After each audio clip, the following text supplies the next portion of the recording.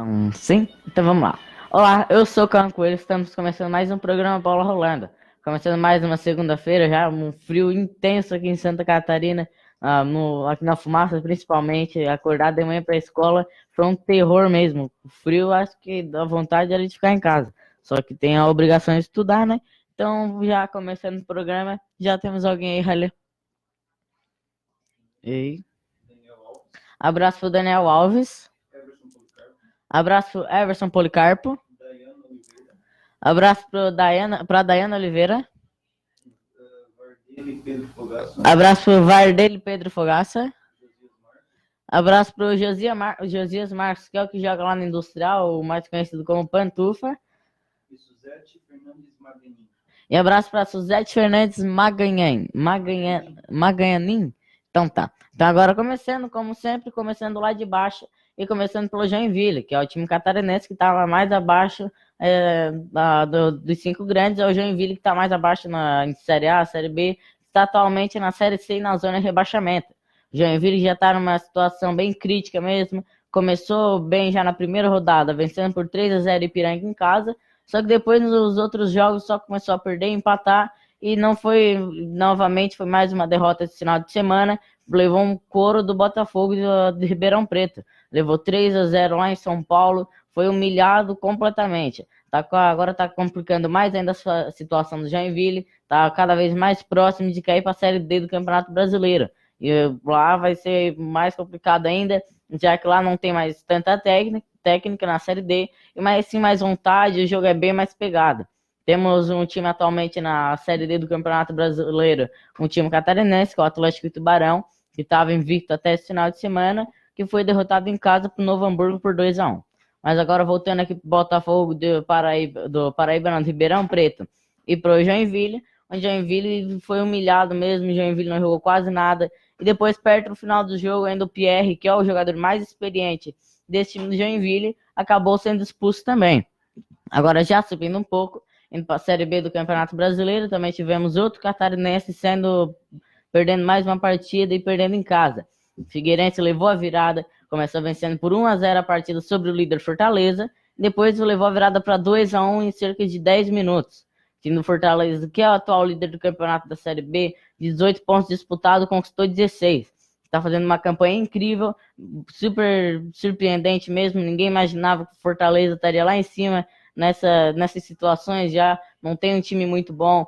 Teve até umas histórias aí que o Rogério Ceni teve que dar chuteira para o jogador, porque ele não tinha chuteira com garra de ferro, de alumínio, jogava com garra de plástico. Mas estão tudo bem, os jogadores estão só alegria, estão lá em cima, líder do campeonato da Série B e por enquanto conseguido o acesso. Agora já continuando na Série B e outro time catarinense que não jogou, vai jogar amanhã ainda, que é o time do Criciúma. O Criciúma, que é o atual último do Campeonato Brasileiro da Série B, é o lanterna, como se diz nas gírias do futebol, é o último colocado da Série B. Tá muito mal mesmo, só tem 1 ponto atualmente, e terça-feira vai enfrentar o Fortaleza lá no Castelão.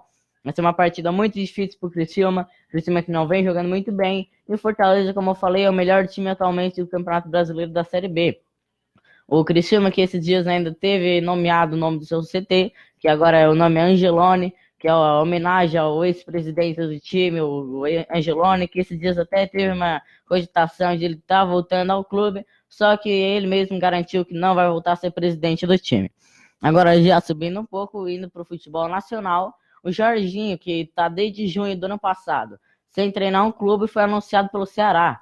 O Ceará, que acabou de demitir seu treinador depois da derrota por 2-1 para o Vitória, já anunciou o Jorginho hoje mesmo.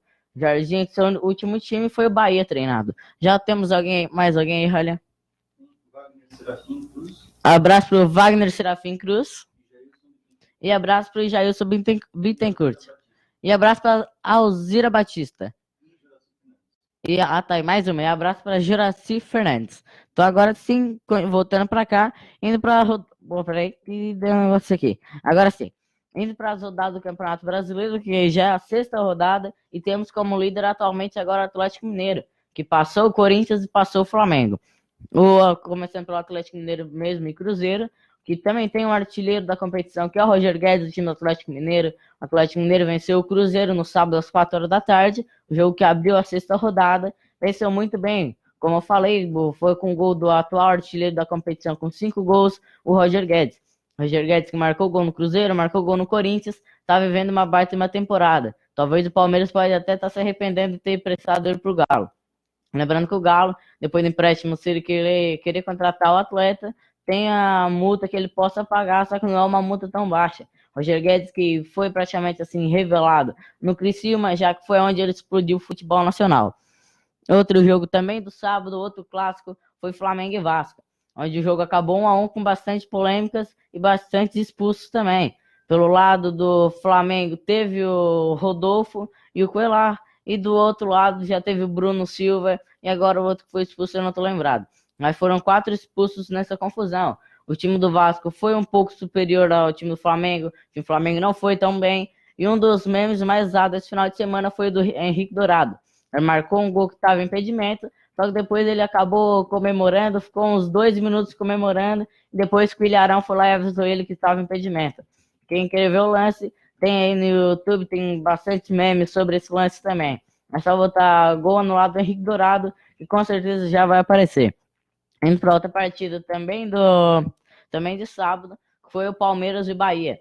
O Bahia, que como eu estava falando ali, foi o último time treinado pelo Jorginho e atualmente tem como seu treinador o Guto Ferreira, mais conhecido como Guardiola, esses nomes carinhosos, vamos dizer assim, para o técnico do Bahia.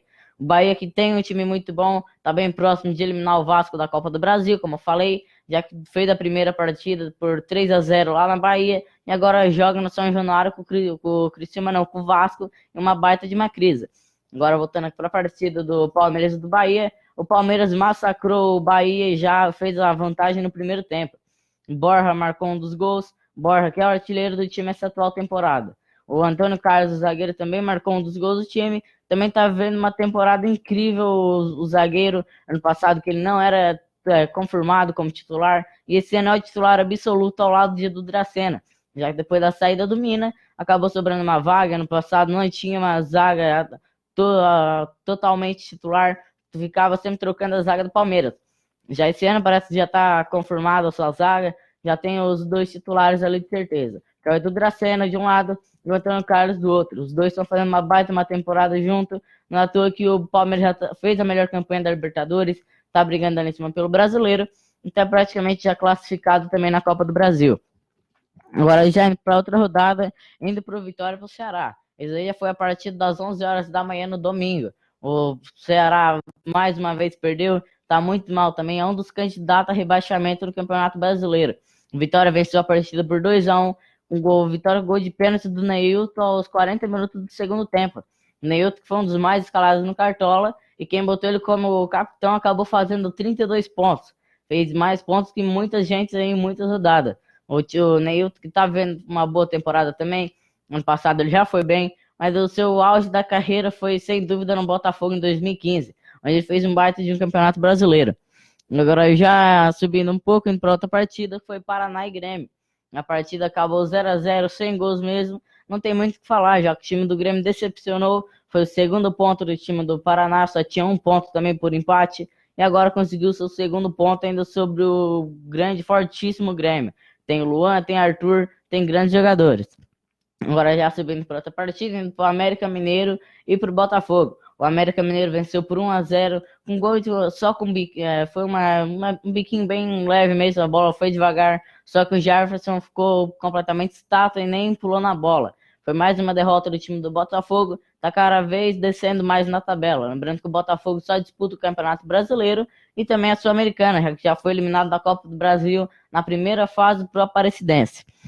Subindo um pouco agora, indo pro Sansão, foi o clássico paulista desse final de semana. O São Paulo venceu por 1-0 com gol de Diego Souza. Assistência do Everton, ex-Flamengo, também não chegou muito bem no São Paulo, só que também não está muito adaptado. Ele vai se adaptar com certeza, é titular absoluto no time de São Paulo. Já o Diego Souza, que não tem essa ainda de ser titular absoluto, tem que brigar por vaga ainda com o Trellis, só que é uma disputa meio, não é muito acirrada, já que o Diego Souza também está um pouco à frente, tem um pouco de nome e joga muito mais que o Trellis também. O Diego Souza que marcou o gol da vitória do time do São Paulo, e o Santos está cada vez ficando mais lá na zona de rebaixamento, perdendo ponto para os líderes. Agora já temos mais alguém, Ralha? Abraço para o Caetano Almeida. Abraço para quem? Arleise? Abraço para Arleise Panhã. Abraço para Heloísa Silva Viana. Na verdade, ela foi a vencedora da caneca e só que ela lembrou quem querer participar do sorteio da caneca, que a Heloísa ganhou o primeiro sorteio na sexta-feira. O sorteio foi feito pelo Beto Madeira, fica sempre aqui atrás no programa. Ela foi a primeira ganhadora da caneca. Já quarta-feira, se eu ver ela no ginásio, já vou entregar para ela lá. E tem parabéns mesmo para ela merece mesmo, tá sempre metida no esporte, cuida lá do ginásio, do centro aqui de Morro da Fumaça. Que bom que a caneca sobre um programa esportivo foi uma pessoa que gosta bastante de esportes. E para quem querer comentar, quem querer participar, é só comentar aí no programa enquanto tá ao vivo, eu quero participar. Depois, se ele não estiver ao vivo, tem que compartilhar para poder participar. Oi, Ralha, já temos mais alguém? Rudimar? Abraço pro Rudimar Gomes e só? Então tá. Agora voltando para cá, indo pro esporte e pro Corinthians. Mais um empate nessa rodada. Acho que já é o terceiro empate da rodada. Que foi o Sport e o Corinthians. O Corinthians saiu na frente com um gol de Roger. O primeiro gol dele com a camisa alvinegra, o do Alvinegro Paulista. Foi o primeiro gol dele com a camisa do time corintiano. Ele que fez o primeiro gol da partida, só que depois o time do Corinthians levou empate no segundo tempo. Lembrando que o Corinthians foi praticamente time misto, já que já tá sem o Cássio, substituto foi o Walter, depois de 6 meses ele voltou a jogar, e na lateral direita já tá o Mantuange, já que o Fagner agora já vai se apresentar à seleção, provavelmente hoje à tarde junto com o Cássio. Indo para outra partida, última de ontem, que foi o Fluminense e o Atlético Paranaense. O Fluminense fez 2-0 logo no primeiro tempo, um gol contra do Thiago Heleno abriu o placar. Depois o Marcos Júnior fez o segundo gol de cavadinha. Praticamente aí fechou o placar 2-0 para o time do Fluminense. O Atlético Paranaense, que vivia uma boa fase, já vem de 5 jogos sem ganhar. Tá vivendo praticamente uma mini crise aí o time do Paraná. Agora, gente, lembrando que só tem mais uma partida para fechar a sexta rodada, que é o Internacional e Chapecoense. Quem apostou muito no time do Internacional pode ter surpresas, já que há exatamente 3 anos atrás, o time da Chapecoense goleou o time do Inter por 5-0 na Arena Condá. Só que era ainda aquele time lá com o Bruno Rangel, com o Danilo Fernandes, o Danilo, que depois daqueles acidentes, infelizmente, não puderam jogar mais, já que vieram todos a falecer. Agora, já indo para cá, para o que vai acontecer amanhã, fechando o grupo do Racing, do Racing, da LDU, do Cruzeiro e do Vasco para a última rodada dessa fase de grupo da Libertadores.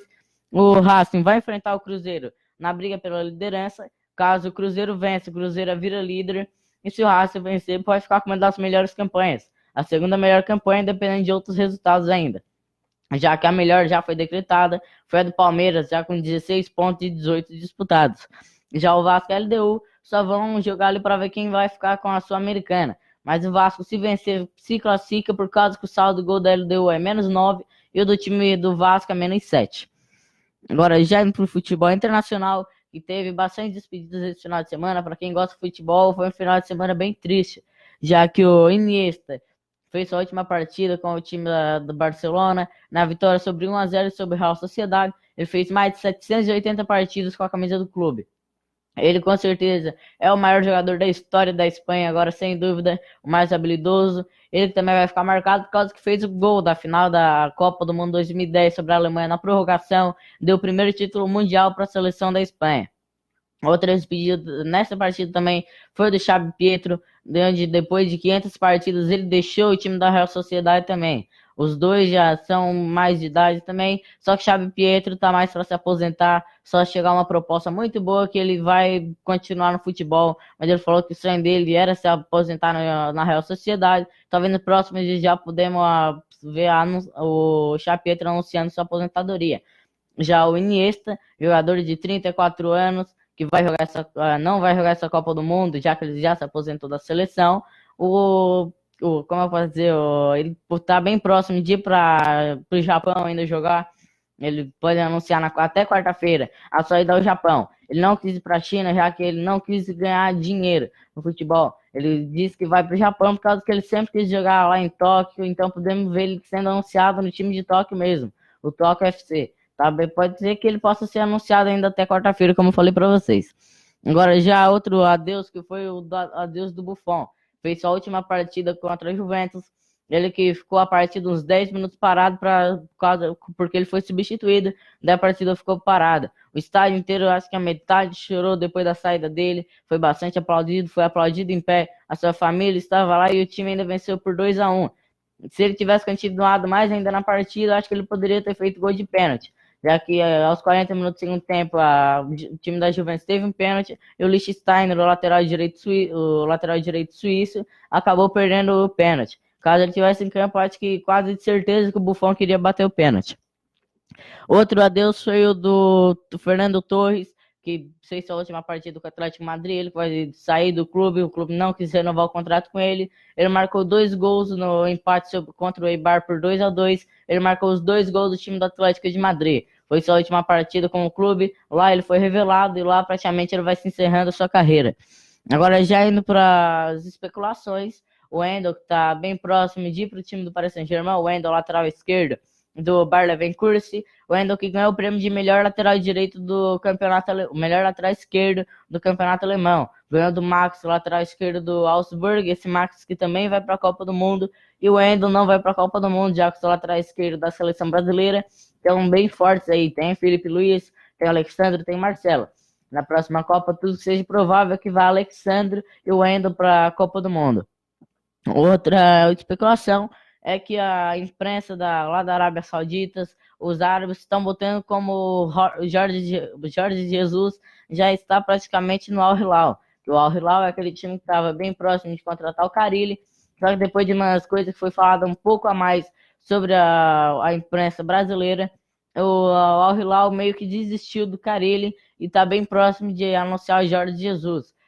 Ele que atualmente treina o time do Sport em Portugal, só que possa ser demitido nos próximos dias, já que perdeu a final da Copa de Portugal para um time da terceira divisão ontem. Foi a final da Copa do Portugal, perderam para um time de terceira divisão português.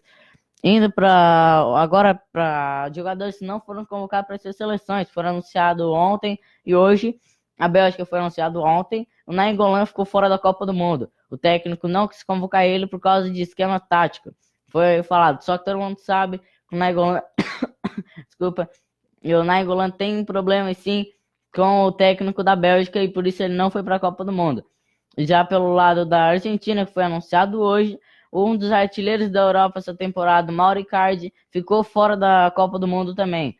Já que a Argentina tem um dos melhores ataques do mundo, e como os atacantes foram Agüero, Messi, Dybala e Higuaín, o Icardi acabou ficando fora. O Lautaro Martínez e o Centurião também ficaram fora da Copa do Mundo. Agora já temos mais alguém antes de começar a seleção, Raiden? Abraço pro Neus. Abraço pro Priscila Matiola Mendes. Abraço pro Luiz Matos. Abraço pro Fred Félix Carrilho Landvar. Esse aqui eu tive que ler o nome. E abraço para Salete Rosa. Então, só lembrando que eu ia a seleção do Panamá, e para entender um pouco da história do futebol, tem que saber um pouco da história do seu país e também um pouco da economia. Vamos deixar isso aí com o Ryan agora com todo o programa, e o Ryan pode começar aí. Só lembrando, quem querer participar do sorteio da caneca, ainda dá tempo, é só participar, eu quero. Mesmo a Heloísa que já ganhou, se ela quiser, ela pode participar de novo. E se ela tiver uma baita e uma sorte, ela ainda pode ganhar o sorteio 2 vezes. Vamos lá, Renan. Boa tarde, Cauã. Boa tarde, Boa tarde, Ryan. A seleção de hoje é o Panamá. Só deixa o Ryan... Mudou a câmera aí pra ti, Ryan? Ainda não, só um minutinho. Ah, tá, agora sim. Peraí. Agora sim.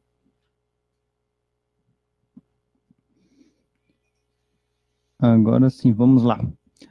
Em 1501, o navegador espanhol Rodrigo de Bastidas chegou às terras dos povos Chibchas, ponto mais estreito da América Central. Em 1502, foi a vez do navegador genovês Cristóvão Colombo explorar esse pedaço de terra e colher informações, depois de passadas ao navegador espanhol Vasco Nunes de Balboa.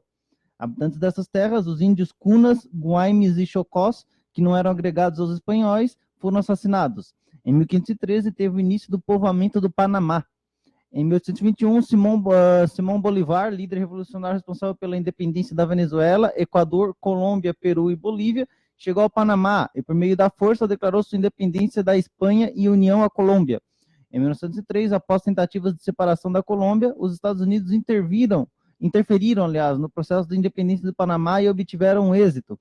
Além da intromissão, os norte-americanos compraram do país a concessão para retomar os trabalhos no canal. Em 1955, o presidente José Ramon, que tentava renegociar o tratado entre Panamá e Estados Unidos, referente ao Comando Sul das Forças Armadas Americanas, instalado no Panamá durante a Segunda Guerra Mundial, foi assassinado.